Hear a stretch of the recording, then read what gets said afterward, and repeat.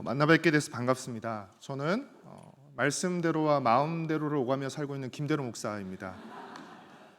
예전에는 마음대로 해서 많이 살았는데 조금씩 이제 말씀대로 해서 사는 시간이 늘어나고 있는 것 같습니다. 또 공교롭게 제가 섬기고 출석하는 교회 이름이 새드롭교회여서요. 말씀대로, 마음대로, 새드롭교회 이 세 군데를 오가며 살고 있습니다. 소개해 주신 것처럼 저는 매일 성경을 만드는 성서윤현 선교회에서 22년째 지금 사역을 하고 있고요. 올해 1월 1일부터 성서윤 대표로 섬기고 있습니다. 조용민 목사님은 예전부터 알고 있었고 또 감사하게도 조용민 목사님이 작년부터 저희 성서윤현 선교 이사로 섬겨주고 계십니다.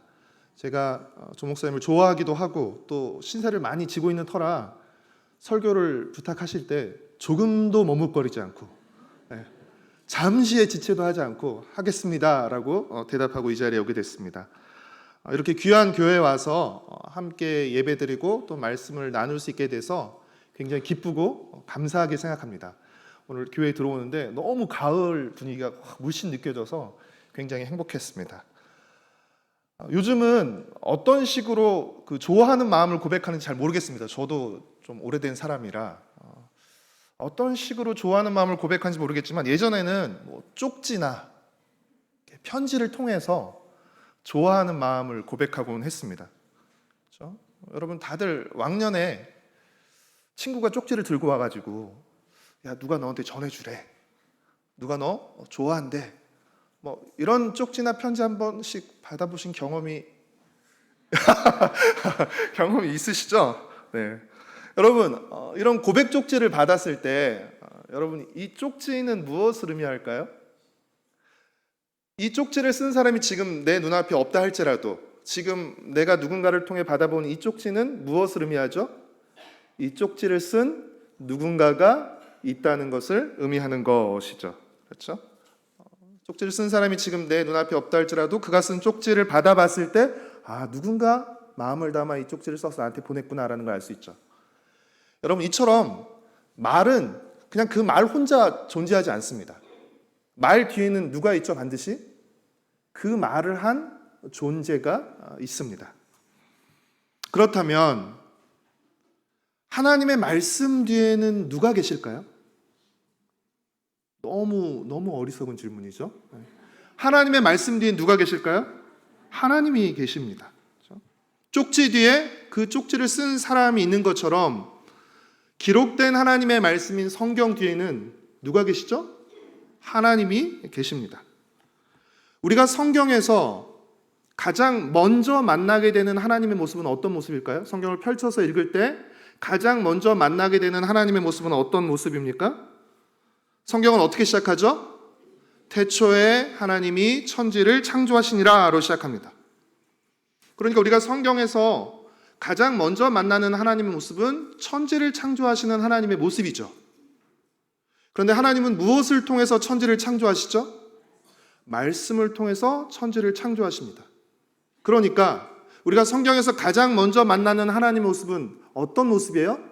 말씀하시는 하나님, 빛이 있으라고 말씀하시는 하나님의 모습이죠. 창세기 1장 1절부터 3절까지 말씀을 우리 함께 읽도록 하겠습니다. 함께 읽겠습니다. 태초에 하나님이 천지를 창조하시니라. 땅이 혼돈하고 공허하며 흑암이 깊음 위에 있고 하나님의 영은 수면 위에 운행하시니라. 하나님이 이르시되 빛이 있으라 하시니 빛이 있었고. 가장 먼저 만나게 되는 하나님의 모습은 말씀하시는 모습입니다. 그렇다면 성경에서 우리가 가장 많이 만나는 하나님의 모습, 성경에서 가장 자주 만나게 되는 하나님의 모습은 어떤 모습입니까? 오늘 우리가 읽었던 본문을 다시 한번 읽어볼까요? 히브리서 1장 1절과 2절 말씀 같이 읽겠습니다. 옛적에 선지자들을 통하여 여러 부분과 여러 모양으로 우리 조상들에게 말씀하신 하나님이 이 모든 날 마지막에는 아들을 통하여 우리에게 말씀하셨으니 이 아들을 만유의 상속자로 세우시고 또 그로 말미암아 모든 세계를 지으셨느니라. 하나님은 구약 시대에는 꿈이나 환상을 통해 말씀하셨고 또 짐승을 통해 말씀하시기도 하고 천사를 통해서 말씀하시기도 하셨습니다. 또 어떤 때에는 직접 말씀하시기도 하시고, 그리고 많은 경우에는 선지자들을 통해서 하나님께서는 여러 부분과 여러 모양으로 말씀하셨습니다. 그러나 신약 시대에 이르러서 하나님이 말씀하시는 그 모양과 방법의 끝판왕이 누구시죠? 바로 예수님입니다. 말씀이 육신이 되어 오신 그 예수님을 통해서 하나님은 우리에게 명확하게, 더욱더 선명하게 말씀하셨습니다. 하나님은 자신의 아들 예수님을 우리와 같은 모습으로 이 땅에 보내셔서 예수님의 삶과 가르침을 통해서 우리에게 말씀하셨고, 또 예수님의 죽음과 부활을 통해서 하나님이 약속하신 말씀들을 이루셨습니다. 그러니까 여러분, 우리가 성경에서 가장 많이 만나게 되는 하나님의 모습, 성경에서 가장 자주 만나게 되는 하나님의 모습도 어떤 모습입니까? 말씀하시는 하나님의 모습입니다. 성경에서 가장 먼저 만나는 하나님의 모습, 성경에서 가장 많이 만나는 하나님의 모습, 말씀하시는 하나님의 모습입니다. 그래서 성경은 하나님을 말씀하시는 분으로 표현합니다. 말씀하시는 분. 성경은 하나님을 말씀하시는 분으로 표현하는데 반해서 우상은 어떤 존재라고 표현합니까? 시편 135편 15절부터 18절까지 말씀을 같이 읽겠습니다. 열국의 우상은 은금이요 사람의 손으로 만든 것이라. 입이 있어도 말하지 못하며, 눈이 있어도 보지 못하며, 귀가 있어도 듣지 못하며, 그들의 입에는 아무 호흡도 없나니 그것을 만든 자와 그것을 의지하는 자가 다 그것과 같으리로다. 아멘. 하박국 2장 18절 말씀도 함께 읽겠습니다. 새긴 우상은 그 새겨 만든 자에게 무엇이 유익하겠느냐? 부어 만든 우상은 거짓 스승이라. 만든 자가 이 말하지 못하는 우상을 의지하니 무엇이 유익하겠느냐? 성경은 우상을 어떤 존재라고 표현합니까? 말하지 못하는 존재라고 표현합니다. 성경은 하나님을 말씀하시는 분으로 표현하고, 우상은 말하지 못하는 존재라고 표현합니다. 그러면 말씀하시는 하나님과 말하지 못하는 우상의 차이는 무엇일까요? 이 차이는 소리의 유무가 아닙니다. 말의 소리가 나오냐 안 나오냐의 유무가 아니라 이 차이는 인격의 차이를 의미하는 것입니다. 하나님이 말씀하시는 하나님이라는 사실은 하나님이 인격적인 분이시라는 것을 의미하는 것입니다. 우상이 말하지 못하는 존재라는 것은 우상이 비인격적인 존재라는 것을 의미하는 것입니다. 사랑하는 나눔교회 성도 여러분, 그렇다면 우리는 말하는 존재입니까? 말하지 못하는 존재입니까? 말하는 존재입니다. 우리가 말하는 존재라는 것은 우리가 인격적인 존재라는 것을 의미하는 것입니다. 왜냐하면 말씀하시는 하나님, 즉 인격적인 하나님께서 우리를 하나님의 형상으로 창조하셨기 때문입니다. 하나님이 인격적인 분이시기 때문에 그 하나님이 자신의 형상으로 창조한 우리도 인격적인 존재인 것입니다. 그렇다면 여러분, 인격적인 존재와 인격적인 존재는 무엇을 통해서 서로 알아가고 서로 가까워질까요? 무엇을 통해 알아가고 관계를 맺게 됩니까? 그것은 말을 통해서입니다. 인격적인 존재는 말을 통해서 서로를 알아가고 서로와 관계를 맺습니다. 왜냐하면 말은 우리의 인격과 우리의 마음을 담고 있기 때문입니다. 그래서 어떤 분은 이 말을 마음의 알갱이라고도 표현합니다. 이 말을 늘어뜨리면 마알이죠. 말. 근데 이 말은 마음의 알갱이라는 것입니다. 그러니까 여러분, 우리는 마음의 알갱이인 말을 통해서 그 사람의 인격을 알게 되는 것이에요. 그렇죠? 마음의 알갱이인 말을 통해서 우리는 마음을 주고 받습니다. 그 사람이 어떤 마음을 가졌는지, 또 내 마음을 무엇을 통해 전달하죠? 말을 통해서 전달하는 것입니다. 우리는 서로의 말을 통해서 서로를 알아가고 사귀어갑니다. 제가 오늘 여러분을 처음 보기 때문에 다음 주는 조금 더 덜 긴장될 것 같아요. 그래도 한번 봤으니까. 처음 보기 때문에 여러분을 잘 모르죠. 그리고 여러분들이 또 어떤 분이랑 친하고 어떤 분이랑 좀 덜 친한지 잘 모르지만 제가 예배 후에 조금만 지켜보면 이분은 어떤 분이랑 친한지 또 어떤 분이랑은 덜 친한지 알 수 있는 저만의 방법이 있습니다. 그럼 뭘까요? 어떤 분과 말을 많이 하는지를 보면 알 수 있습니다. 어떤 분과 말을 많이 하고 어떤 분과 얘기를 안 하는지를 보면 대략 어느 정도 알 수 있습니다. 왜냐하면 우리는 친한 사람과 말을 많이 합니다. 친한 사람, 편한 사람, 가까운 사람과 말을 많이 하고, 그렇죠? 친하지 않은 사람과는 말을 적게 하기 때문입니다. 그러니까 친한 사람과는 말을 많이 하고 말을 많이 하다 보니까 또 친해지는 거죠. 그래서 여러분, 말과 관계는 사실은 비례한다고 할 수 있습니다. 어느 정도 비례합니다. 만약에 사이가 굉장히 좋았던 사람이 있었어요. 근데 어느 날 문제가 생겨서 갑자기 사이가 나빠졌습니다. 그러면 예전에는 되게 친하게 지냈는데 어느 날부턴가 둘 사이가 조금 안 좋아졌다라는 것을 확인할 수 있는 방법이 있습니다. 그건 뭐죠? 말이 줄어드는 것이죠. 그리고 말을 안 해요. 우리는 친한 사람과는 말을 많이 하지만 싸운 사람과는 말을 하지 않습니다. 대체로 말을 많이 할수록 관계가 가까워지고 말을 하지 않을수록 관계가 멀어집니다. 이처럼 말과 관계는 비례한다고 할 수 있죠. 이런 일이 없기를 바라지만 만약 여러분이 누군가와는 내가 정말 절대 친하게 지내고 싶지 않다 라고 하는 사람이 있다면 제가 친해지지 않을 수 있는 확실한 방법을 하나 알려드리겠습니다. 절대 그 사람과 말을 하지 않는 것입니다. 그 사람이 아무리 나에게 말을 걸어와더라도 절대 말하지 않는 것입니다. 여러분, 내가 말하지 않으면요 나에 대해서 그 사람이 알 수가 없어요. 그리고 나와 가까워질 수가 없습니다. 말은 인격과 관계의 수단이기 때문에 그렇습니다. 우리가 너무 당연하게 생각하지만 사실은 당연하지 않고 매우 놀라운 사실 한 가지를 말씀드리겠습니다. 그것은 하나님이 우리에게 말씀하신다는 사실입니다. 하나님이 우리에게 말씀하신다는 사실. 우리가 누군가에게 나에 대해서 알려주지 않고 절대 친하게 지내지 않을 수 있는 확실한 방법이 무엇이라고요?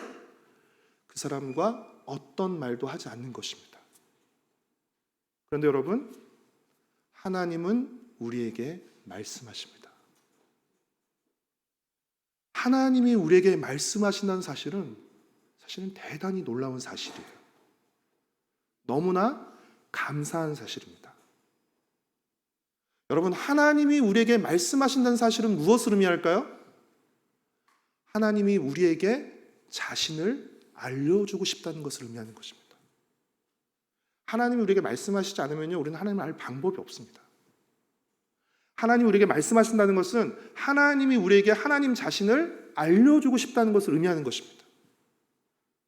하나님이 우리에게 말씀하신다는 사실은 하나님이 우리와 가까워지기를 원하신다는 것을 의미하는 것입니다. 하나님이 우리에게 말씀하신다는 것은 하나님이 우리와 인격적인 관계를 맺기를 원하신다는 것을 의미하는 것입니다. 그래서 하나님이 우리를 인격적인 존재로 지으신 것이에요. 우리와 인격적인 관계를 맺기 위해서, 우리와 마음을 주고받기 위해서 하나님은 우리를 하나님의 형상으로 인격적인 존재로 창조하신 것입니다. 그렇게 여러분, 하나님이 우리에게 말씀하신다는 사실은 대단히 놀라운 사실이고 우리가 감사하고 또 감사해야 할 사실입니다. 인격적인 존재는 무엇을 통해서 서로를 알아가고 관계를 맺어간다고요? 말을 통해서. 하나님과의 관계에 있어서도 마찬가지입니다. 하나님이 인격적인 분이시고 우리도 인격적인 존재이기에 두 인격적인 존재는 말을 통해서 서로를 알아가고 관계를 맺어가게 되는 것입니다. 그렇다면 오늘 하나님은 우리에게 무엇을 통해서 말씀하시죠? 꿈과 천사가 아닌 기록된 하나님의 말씀인 성경을 통해서 하나님은 우리에게 말씀하십니다. 하나님은 기록된 하나님의 말씀인 성경을 통해서 우리에게 말씀하십니다. 우리가 구약 성경을 읽다가 나에게도 꿈으로도 한번 나타나서 말씀하시고 천사라도 통해서 말씀하시면 좋겠다라는 생각하죠. 그렇죠? 근데 여러분, 우리에게 이 성경이 있고 하나님께서 성경을 통해 말씀하신다는 사실은 얼마나 놀라운 사실이냐면 우리는 언제 어디서나 성경을 통해 하나님의 말씀을 들을 수 있게 되었다는 것입니다. 꿈은 꾸어야만 들을 수 있잖아요. 천사가 나타나야만 말씀을 들을 수 있는 거잖아요. 그렇죠? 그러나 이제 우리는 언제 어디서나 이 기록된 하나님의 말씀인 성경을 통해서 하나님의 말씀을 들을 수 있게 된 것입니다. 이것은 구약의 어떤 하나님의 백성도 누리지 못한 엄청난 축복인 것이죠. 하나님은 기록된 하나님의 말씀인 성경을 통해서 우리에게 말씀하시고요. 우리는 무엇을 통해서 하나님께 말씀을 드립니까? 기도를 통해서 하나님께 말씀드립니다. 하나님은 성경을 통해서 우리에게 말씀하시고 우리는 기도를 통해서 하나님께 말씀드립니다. 그래서 성경과 기도가 우리 신앙에 있어서 가장 중요한 두 축인 것입니다. 하나님과의 관계를 맺어가는 가장 중요한 두 핵심 축이 성경과 기도인 것입니다. 앞서 말과 관계가 비례한다고 했는데 그렇다면 하나님과의 관계도 마찬가지입니다. 하나님과의 대화에 따라 하나님과의 관계가 비례합니다. 하나님의 말씀을 듣는 것과 하나님께 말씀을 드리는 것에 하나님과의 관계가 비례한다고 할 수 있습니다. 여러분은 얼마나 자주 하나님의 말씀을 들으십니까? 또 여러분은 얼마나 자주 하나님께 말씀드리십니까? 물론 주일 예배가 정말 중요하죠. 그러나 여러분 일주일에 한 번, 한 시간의 대화를 통해서 더 깊은 관계로 지속될 수 있을까요?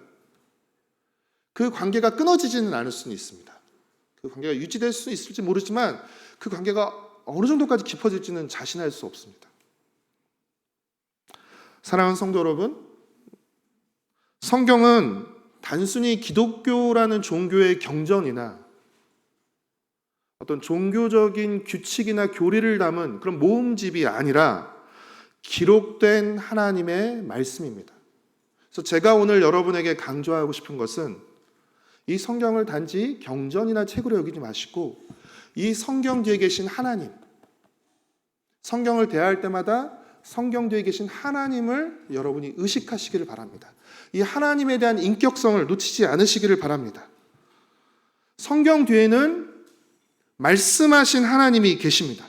그렇기에 우리가 성경을 읽는다는 것은 단순히 성경에 써 있는 글자를 읽는다는 의미가 아니라 이 성경 뒤에 계신 하나님을 만나고 알아가는 일이라고 할 수 있습니다. 성경 뒤에 계신 하나님을 만나고 알아가는 것이 바로 성경을 읽는 것입니다. 왜냐하면 하나님은 성경을 통해서 기록된 하나님의 말씀인 성경을 통해서 자신을 알려주시기 때문입니다. 그렇기 때문에 우리는 그 성경을 통해서 하나님을 알아가고 하나님과 사귀어가는 것입니다. 그렇기에 성경을 읽기에서 중요한 것은 그 성경 뒤에 계신 하나님, 성경 뒤에 계신 하나님이고 그 하나님을 만나고 싶어하고 그 하나님을 알고 싶어하는 열망입니다. 함께 같이 한번 읽어볼까요? 다시 한번 함께 읽겠습니다. 성경 읽기에서 가장 중요한 것은 성경 뒤에 계신 하나님을 만나고 싶고 알고 싶어하는 열망입니다. 하나님을 만나고 싶어하는 열망, 하나님을 알고 싶어하는 열망이 성경 읽기에서 가장 중요합니다. 설교를 시작할 때 말씀드렸던 것처럼 누군가로부터 편지를 받았다고 가정해 보세요. 연애 편지를, 고백 편지를. 편지의 내용도 중요하죠. 그렇죠? 그러나 가장 중요한 것은 누가 그 편지를 보냈느냐 하는 것입니다. 이 편지의 가치는 편지지의 종류나 또 편지에 써 있는 서체나 또는 편지의 문장력이 아니라 이 편지에서 가장 중요한 것은 무엇이죠? 누가 보냈으며 그 사람의 마음이, 그 편지를 써서 보낸 사람의 마음이 가장 중요한 것이죠. 내가 좋아하는 사람이 보낸 편지라면 읽고 또 읽고 또 읽죠. 내가 정말 싫어하는 사람이 보낸 편지예요. 그러면 안 읽거나 찢어버리거나, 그렇죠? 읽더라도 대충 쓱 하면서 기분 나빠하면서 읽고 이렇게 버리게 되겠죠. 마찬가지로 성경 읽기에서 가장 중요한 것은 성경 뒤에 계신 하나님, 우리에게 말씀하신 그 하나님을 사랑하는 마음이에요. 그 하나님을 알고 싶어하는 마음입니다. 여러분, 이 마음이 있으면 성경 읽기가 좋고 즐거운 것이 되지만, 이 마음이 없으면 말씀하신 이 성경 뒤에 계신 그 말씀하시는 하나님을 만나고 알고 사랑하고 싶은 마음이 없으면 성경 읽기는 우리에게 고역입니다.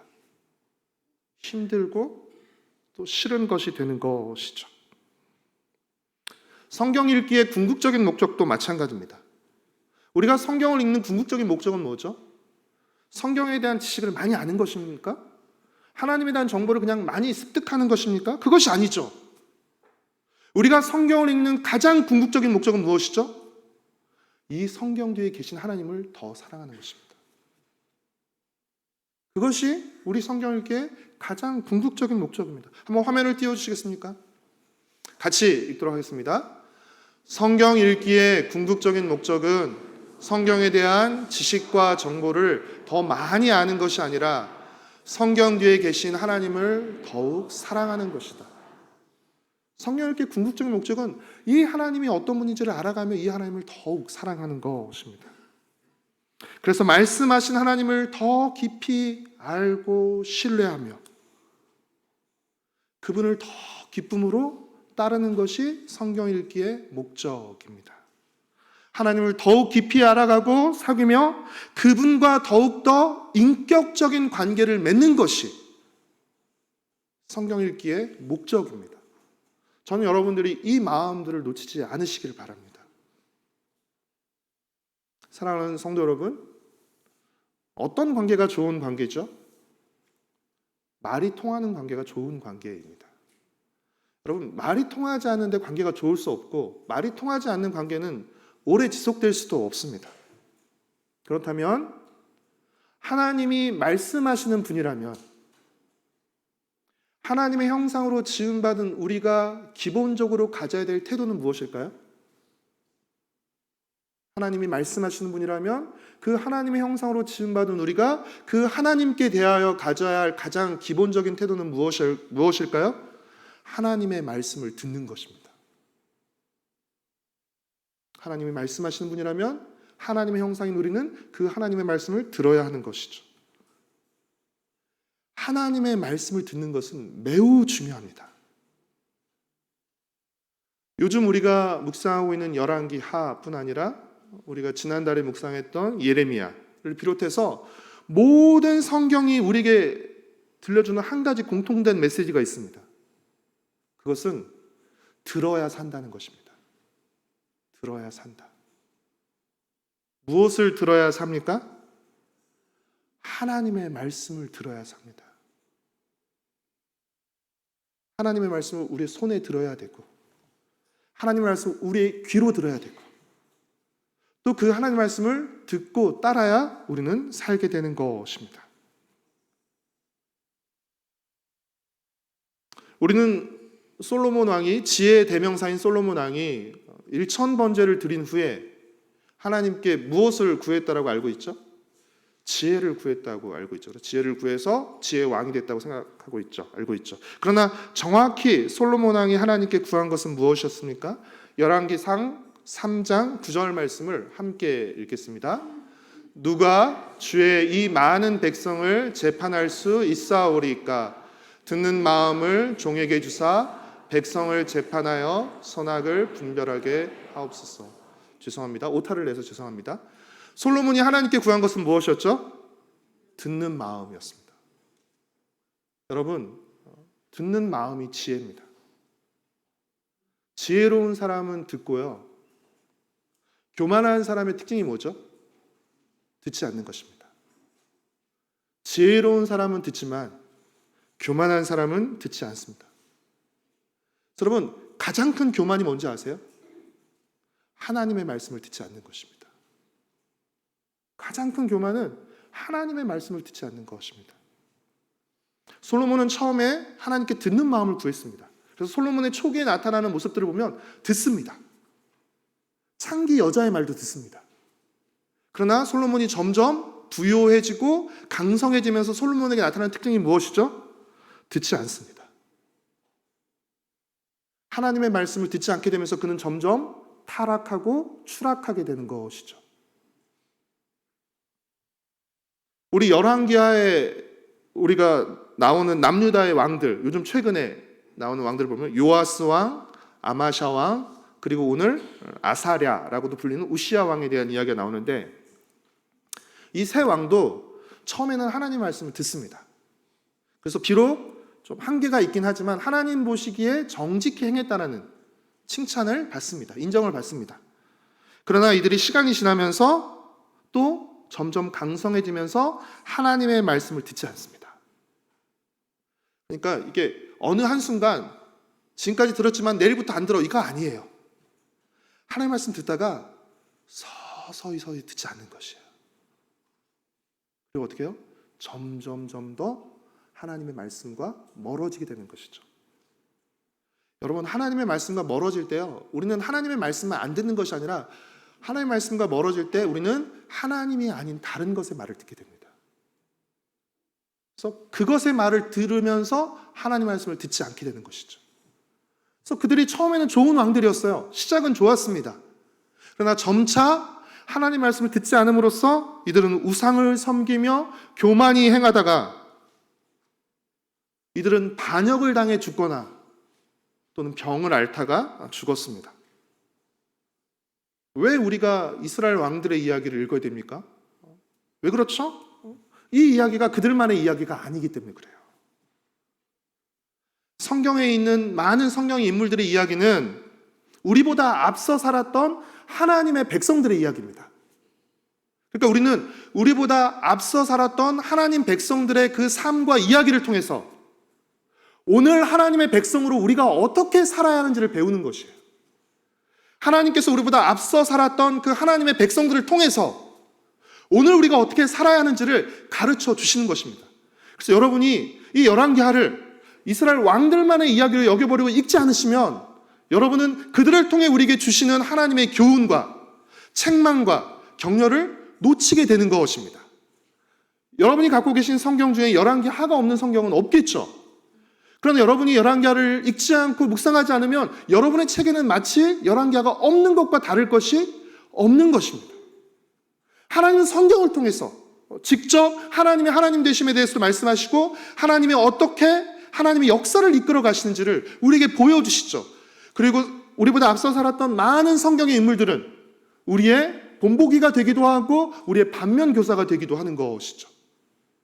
이 사람 나빴네? 이 사람 잘못됐네? 어리석네? 아니요.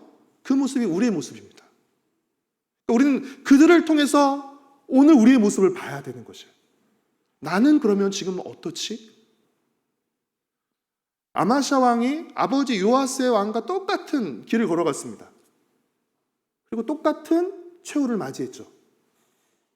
똑같은 길을 걸어가면서 다른 목적지에 도달할 거라고 기대하지 마십시오. 누군가는 말했습니다. 똑같은 길을 가면서 다른 목적지에 도달하기를 바라는 것은 미친 것이다. 똑같은 길을 가면요, 똑같은 목적지에 도달하게 될 것이에요. 그래서 지금 우리가 어떤 길을 가고 있는지를 말씀을 통해 점검하시고 살펴보셔야 되는 것이에요. 교회에서나 사람들 앞에서 우리는 잘 꾸밀 수 있어요. 연기도 잘할 수 있고 속일 수도 있는데 여러분이 말씀 앞에서 여러분을 스스로 점검하셔야 돼요. 누가 뭔가를 말해줘서가 아니라 내가 말씀을 읽으면서 그 말씀을 통해 나를 비춰보면서 나를 정직하게 점검해야 합니다. 사랑하는 성도 여러분, 지금 우리가 하나님과의 어떤 관계인지, 하나님과의 어떤 상태인지 어떻게 확인하고 점검할 수 있을까요? 그것은 하나님의 말씀을 대하는 우리의 태도를 통해서입니다. 하나님의 말씀을 대하는 우리의 태도를 통해서 우리는 하나님과의 관계를 점검할 수 있습니다. 사무엘상 2장 30절 말씀을 같이 한번 읽어볼까요? 함께 읽겠습니다. 나를 존중히 여기는 자를 내가 존중히 여기고 나를 멸시하는 자를 내가 경멸하리라. 무시무시한 하나님의 말씀이죠. 그렇죠? 그리고 우리 가운데 지금 이 자리에 계신 분들 가운데는 겉으로 드러내놓고 하나님을 멸시하거나 경멸하시는 분들은 안 계실 것입니다. 그러나 여러분, 하나님에 대한 존중과 멸시는 무엇을 통해서 드러나게 될까요? 하나님의 말씀을 존중하는지 하나님의 말씀을 멸시하는지를 통해서 드러나게 되는 것입니다. 내가 누군가에게 말했어요. 근데 내 말을 전문적인 용어로 씹었어요. 내 말을 무시했어요. 그럴 때 우리 마음이 어떻죠? 언짢습니다. 화가 나요. 왜 그렇죠? 내 말을 무시하는 것은 그 말을 한 나를 무시하는 것과 같기 때문입니다. 하나님의 말씀을 멸시하는 것은, 하나님의 말씀을 무시하는 것은, 하나님의 말씀을 우습게 알고 가볍게 여기는 것은 그 말씀을 하신 하나님을 우습게 알고 가볍게 여기는 것과 같은 것입니다. 그래서 하나님의 말씀을 대하는 태도가 하나님을 대하는 태도를 보여주는 것입니다. 하나님을 존중하는 사람은 하나님의 말씀을 어떻게 대할까요? 하나님의 말씀을 존중히 여깁니다. 하나님의 말씀을 귀담아 듣고 존중히 여깁니다. 그렇죠? 하나님을 존중하는 사람이라면, 정말 경외하는 사람이라면 그 하나님의 말씀을 온 마음을 다해 귀 기울여 듣고 또 그 말씀을 존중하며 따르겠죠. 그러나 하나님을 우습게 하는 사람이라면, 하나님을 멸시하는 사람이라면 하나님의 말씀도 우습게 알겠죠. 하나님의 말씀도 하찮게 여기겠죠. 예수님은 요한복음 14장 23절과 24절에서 나를 사랑하면 내 말을 지키지만 나를 사랑하지 않는 자는 내 말을 지키지 않는다라고 말씀하셨습니다. 예수님의 말씀을 지키는지 지키지 않는지를 보면 예수님을 사랑하는지 사랑하지 않는지 알 수 있다는 것입니다. 하나님의 말씀을 대하는 태도와 하나님의 말씀을 듣고 난 이후의 반응이 곧 하나님을 대하는 우리의 태도이고 우리가 하나님과 어떤 관계에 있는지를 보여주는 것입니다.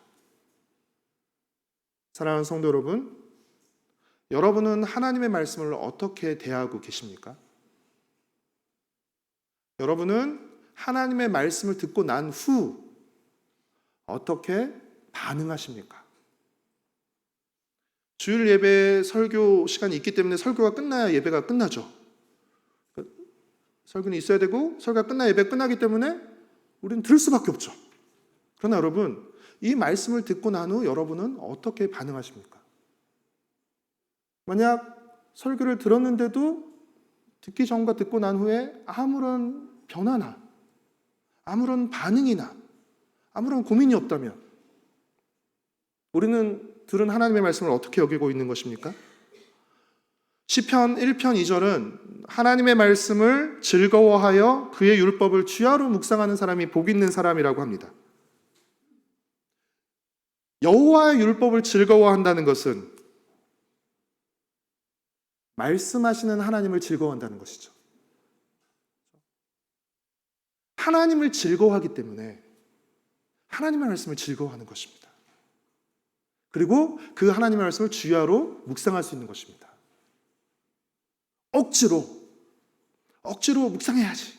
이 말씀은 너무 싫지만, 너무 힘들지만 억지로 묵상해야지가 아니라 그 말씀하시는 하나님을 내가 즐거워하기 때문에, 사랑하기 때문에 그 하나님의 말씀을 즐거워하고 또 그 하나님의 말씀을 즐거워하기 때문에 주야로 묵상하는 것입니다.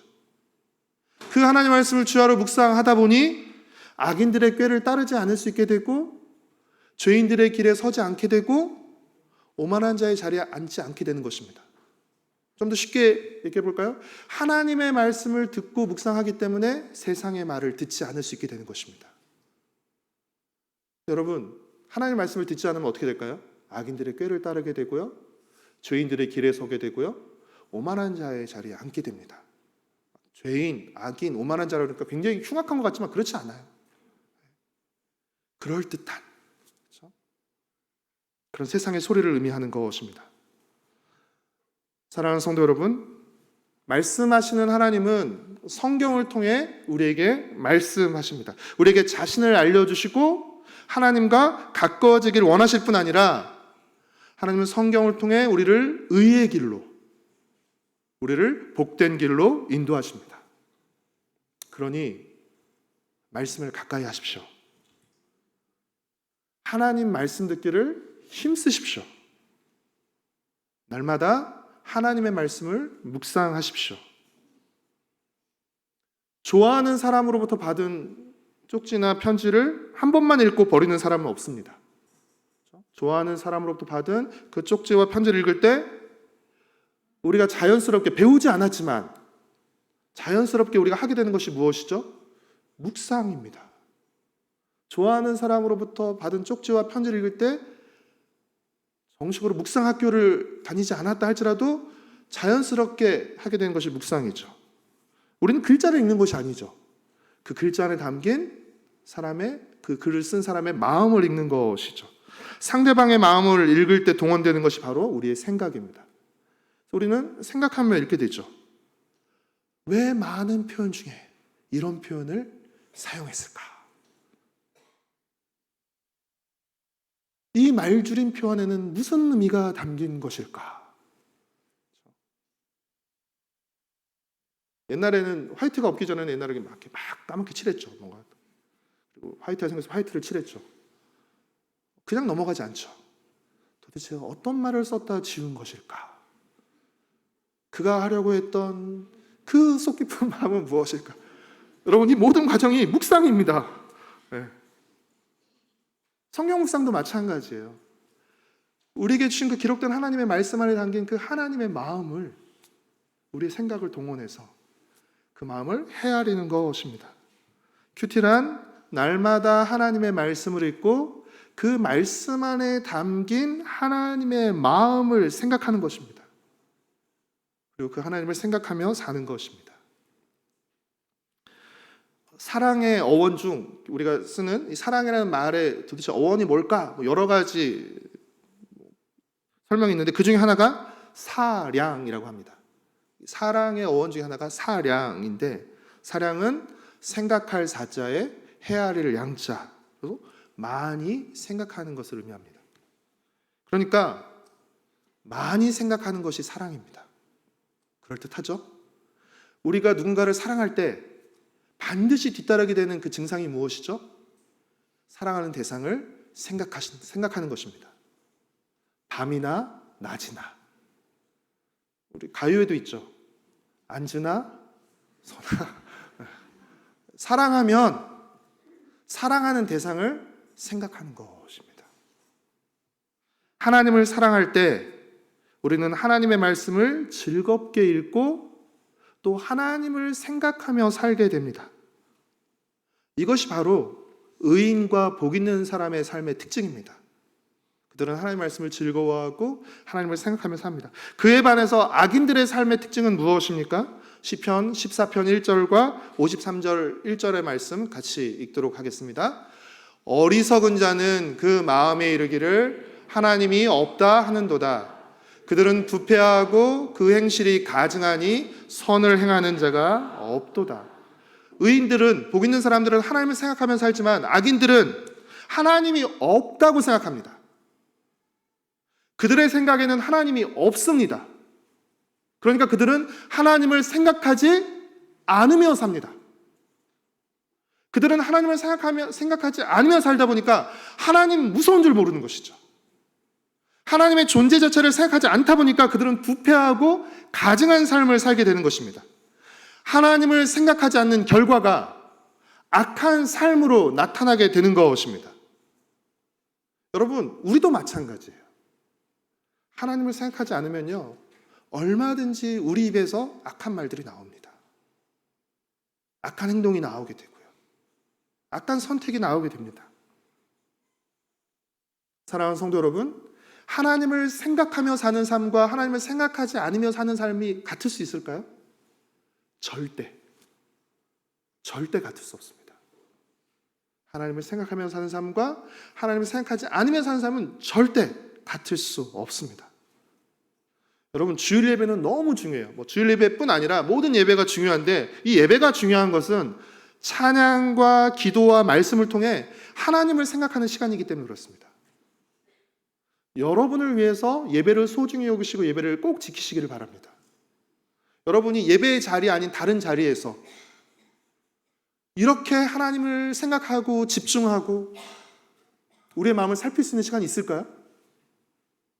가끔씩 무슨 스케줄이 생기거나 그래서 저도 이제 제가 섬기는 교회 예배를 지방에 가거나 이럴 때 이제 온라인으로 이제 예배를 드리게 되는데요. 시간이 이제 남으면. 근데 마음껏 소리내서 찬양하지 못합니다. 마음껏 소리내서 기도하지 못합니다. 그러니까 하긴 하는데, 예배 형식을 가지고 지키긴 하는데, 사실은 이렇게 교회에 와서 우리가 찬양하고 기도하고 말씀을 듣는 만큼 그렇게 집중해서, 그래서 우리의 마음을 다해서 예배 드리지를 못하는 것이죠. 여러분, 주일 말고 평일에도 얼마나 하나님을 생각하며 살고 계십니까? 잠언 1장 7절과 9장 10절은 지혜의 근본이 하나님을 경외하는 것이라고 말합니다. 하나님을 경외하는 것, 하나님을 늘 나의 왕과 주인으로 의식하고 생각하며 사는 것이, 그것이 경외입니다. 사랑하는 성도 여러분, 하나님은 우리에게 자신을 알려주고 싶어 하십니다. 우리와 친밀해지기를 원하시고 우리와 동행하시기를 원하십니다. 믿으시죠? 그 증거가 여러분의 손에 있어요. 그 증거가 바로 이것입니다. 하나님이 우리에게 하나님을 알려주고 싶어 하시고 우리와 가까워지기를 원하시고 우리와 동행하기를 원하신다는 것이 바로 이 성경이 바로 그 증거입니다. 이 성경을 소중히 여기십시오. 이 성경을 여러분의 곁에 두십시오. 그리고 이 성경을 날마다 펼쳐 읽으십시오. 하나님은 성경을 덮어두고 믿는 분이 아니라 성경을 펼쳐 읽으며 믿어야 하는 분입니다. 같이 한번 우리 화면을 좀 띄워주시면 같이 한번 읽어보도록 하겠습니다. 다음 화면 띄워주시겠어요? 다시 죄송합니다. 그 앞에 죄송합니다. 제가 뺐나 보네요. 죄송합니다. 저를 한번 따라서 해보시겠습니까? 하나님은 성경을 덮어두고 믿는 분이 아니라 성경을 펼쳐 읽으며 믿어야 하는 분이다. 성경을 덮어두고 믿는 분은 믿음이 좋은 분이 아니라 위험한 분입니다. 하나님은 성경을 통해서 자신을 알려주세요. 그렇죠? 날마다 말씀 묵상을 통해서 우리가 던지는 첫 번째 질문이 무엇이죠? 하나님은 어떤 분입니까? 내 생각 속에 내가 경험한 하나님으로 제한하지 마시고 그 성경이 우리에게 하나님의 새로움에 대해서 계속해서 말씀해 주십니다. 하나님의 이해를 더 넓혀 주시죠. 여러분, 이 성경을 낭비하지 않으시기를 바랍니다.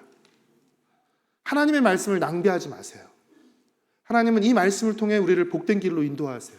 우리를 하나님의 사람으로 빚어가시고 우리와 더 깊고 친밀한 사귐을 나누기를 원하십니다. 이 성경을 낭비하지 마십시오. 하나님의 말씀을 멀리하지 마시고 여러분의 손에 성경을 들고 여러분의 귀로 성경을 듣고 여러분의 눈으로 성경을 읽으십시오. 그리고 여러분의 손으로 성경을 기록하십시오.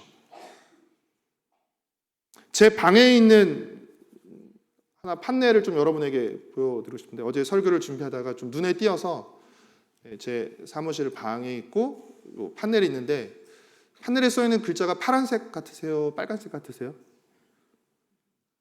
두 가지가 다 보이죠? 홀로그램 판넬인데 이건 두 가지 의미를 갖고 있습니다.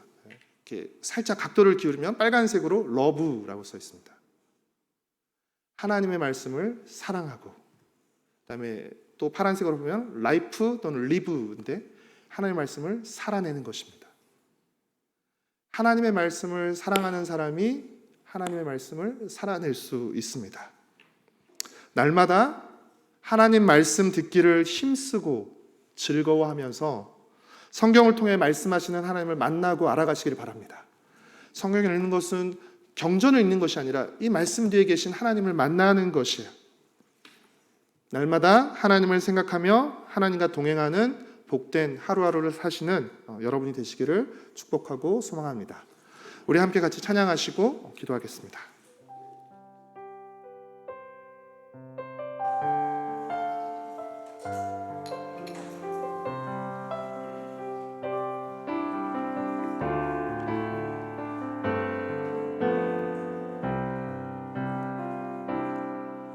나의 사랑 너는 어여쁘고 참 귀하다. 어느 보석보다 귀하다. 내가 사랑스럽지 않을 때 너를 온전히 사랑하고 너와 함께하려 내가 왔노라. 주의 사랑 이 사랑은 결코 변치 않아. 모든 계절 돌보시네. 푸른 마르고 꽃은 시드나 주의 말씀은 신실해. 실수가 없으시 주만 바라.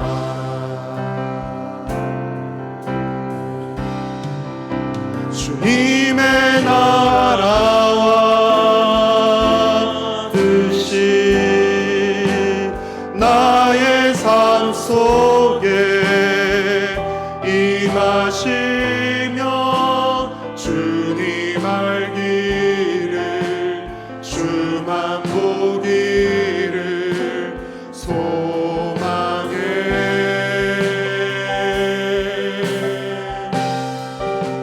거룩히 살아갈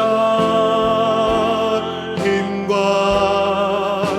두려움 없는 믿음 주실 나의 하나님. 완전한 사랑 찬양해. 주님의 나라와 주님의 뜻이 주님의 나라와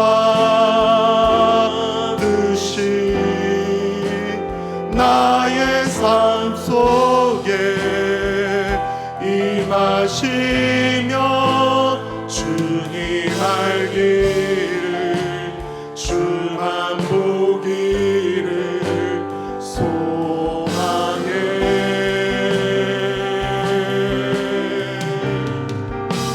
거룩히 살아갈 힘과 두려움 없는 믿음 주실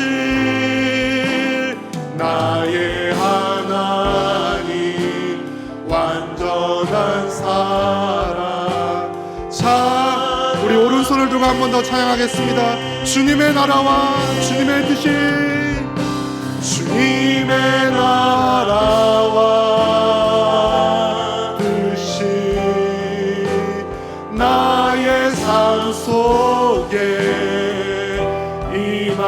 임하시며 주님 알기를 주만 보기를 소망해. 거룩히 살아갈 힘과 거룩히 살아갈 힘과 두려움 없는 믿음 주실 나의 하나님. 완전한 사랑 찬양해.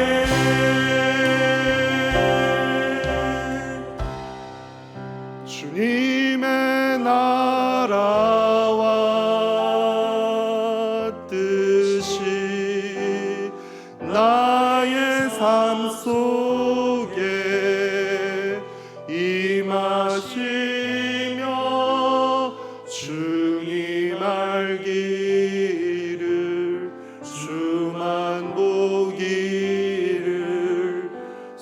소망에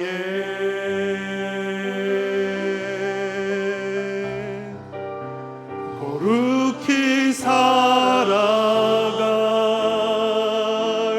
힘과 두려움 없는 믿음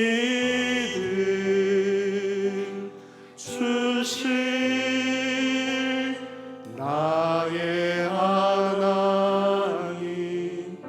완전한 사랑 찬양해.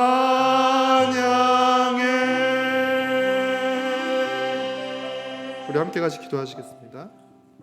하나님 우리를 사랑하신다는 증거, 하나님 우리에게 말씀하셨다는 것입니다. 오늘 우리를 예배 가운데로 불러주셔서 말씀하셨습니다. 우리는 하나님의 말씀을 어떻게 대하고 있습니까? 어떻게 듣고 있습니까? 우리는 말씀을 읽고 하나님의 말씀을 헤아리며 하나님을 생각하며 살고 있습니까? 아니면 혹시라도 우리의 믿음이 주일날 주일 예배에 나와서 예배 드리고 가는 것으로 그 시간에만 하나님을 생각하고 나머지 시간은 하나님 없이 하나님을 생각하지 않고 살아가고 있지는 않습니까? 주님의 말씀을 사랑하게 하시고 주님의 말씀을 살아내게 하여 주시옵소서. 은혜를 베풀어 주시옵소서. 함께 같이 기도하시겠습니다. 사랑하는 주님, 우리를 예배 가운데로 불러주시고 우리에게 말씀하여 주셔서 감사합니다. 하나님, 주께서 그토록 오랫동안 말씀하셨습니다. 하나님, 예레미야를 통해 수십 년을 말씀하셨지만 하나님 그들의 말씀을 듣지 않으므로, 말씀을 가벼이 여김으로 하나님 그들이 망했던 것을 보게 됩니다. 하나님, 유다의 많은 왕들이 처음에는 제사장 여호와에다가 살아있는 동안에는 또 제사장 선지자 스가랴가 살아있는 동안에 말씀을 들었지만 하나님 그들이 떠나고 난 후에 하나님의 말씀을 듣지 않으므로 점차 하나님의 말씀과 멀어짐으로 자신의 마음과 욕망대로 살아가며 우상을 섬기며 하나님 그들이 패역한 삶을 살다가 비참한 결과를 맞이하게 된 것을 보게 됩니다. 하나님, 이 모든 이야기가 하나님 우리를 향한 말씀인 것을 잊지 않게 허락하여 주옵소서. 우리가 어떻게 살아야 할지를 가르쳐주는 주의 말씀인 것을 잊지 않게 허락하여 주옵소서. 하나님, 성경을 기독교의 경전으로 하나님 규칙과 교리를 담은 딱딱한 이야기로, 나와 상관없는 이야기로 여기지 않게 허락하여 주시고 하나님의 백성으로서 우리가 어떻게 살아야 할지를 날마다 가르쳐 주시고 하나님이 어떤 분이며 하나님이 어떻게 역사하시며 하나님이 온 역사를 어떻게 이끌어 가시는지 우리에게 가르쳐 주시고 보여주시고 하나님의 그 역사에 참여하도록 우리를 초청하시는 그 하나님 이야기를 받아들일 수 있게 허락하여 주옵소서. 하나님 말씀을 더 사랑할 수 있게 허락하여 주옵소서. 하나님의 말씀 듣는 것을 더 즐거워할 수 있게 하시고 사모할 수 있게 허락하시고 하나님을 만나고 싶어하는 열망, 하나님의 말씀을 듣고 싶어하는 열망, 하나님을 알아가고 싶어하는 그 열망이 우리 안에서 더 커져갈 수 있도록 주님 은혜를 베풀어 주시옵소서. 날마다 하나님의 말씀 앞에 나오게 허락하여 주시고 그 말씀을 통해 하나님을 바라보게 허락하여 주시고 우리를 돌아볼 수 있게 허락하여 주시고 하나님이 우리를 이끄시는 복된 길로, 의의 길로 나가는 하나님, 우리 나눔께 복된 성도 될 수 있도록 주님 은혜를 베풀어 주시옵소서. 말씀을 더 사랑하고 가까이 하며 날마다 말씀을 즐겁게 허락하여 주시고 그 말씀을 담긴 하나님의 마음을 생각할 수 있게 허락하여 주시며 하나님을 생각하며 살아가는 우리의 삶이 될 수 있게 허락하시옵소서. 하나님과 상관없는 삶이 아니라, 하나님이 없는 삶이 아니라 하나님 우리의 모든 순간순간마다, 우리의 모든 그 장소마다, 모든 하는 일마다 주님을 생각하고 주의 은혜와 도우심을 구하며 주의 뜻 따라 동행하는 우리가 될 수 있도록 주여 도와주시옵소서. 주님 은혜를 베풀어 주시옵소서.